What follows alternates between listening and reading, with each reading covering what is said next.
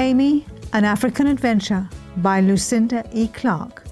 An excerpt read by Gabby Plum. They came for her soon after the sun's first rays appeared over the distant hills.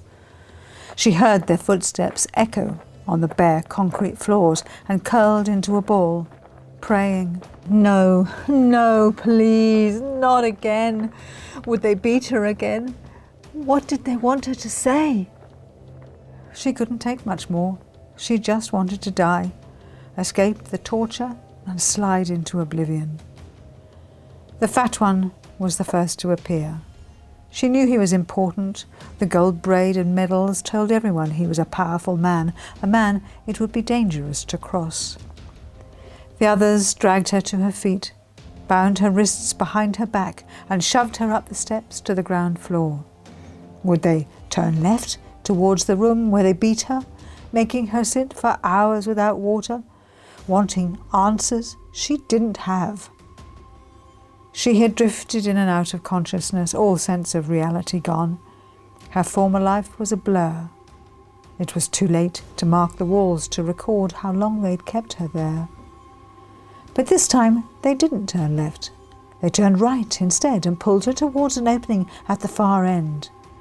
Bright sunlight reflected off the cracked and peeling walls outside, and for a second she thought they were going to let her go.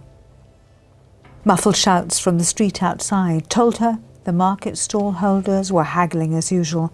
Even if they'd known of her plight, would they have given her a second thought? Why should they care? She didn't belong here.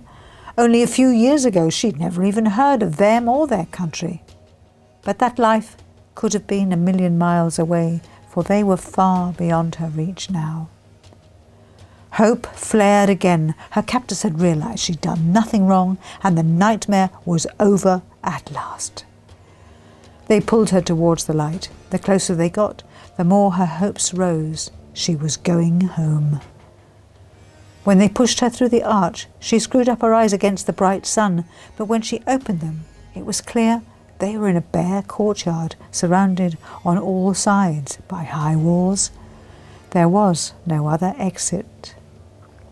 Then she saw the stake in the ground on the far side, and they dragged her roughly towards it. The skinny one pushed her against the post, tying a long piece of material around her chest, which fixed her firmly to the stake. She was horrified to see wide brown stains in the dust at her feet. Not freedom. This was the end.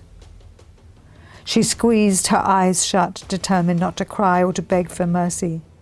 The sound of marching feet forced them open again. More armed men lined up to face her. They were a rough-looking bunch, their uniforms stained, their boots unpolished, but their guns were shiny. She was trembling all over.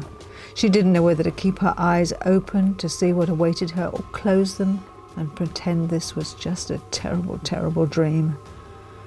Part of her wanted it to end now, but another wanted to scream, "I'm innocent! I'm innocent! Please, let me live!" The fat man barked commands. The guns were broken open, and he handed out the ammunition. Then, with the safety catches off, they shuffled into position. To her horror, she felt a warm trickle running down the inside of her thighs. At the end, she had lost both her control and her dignity.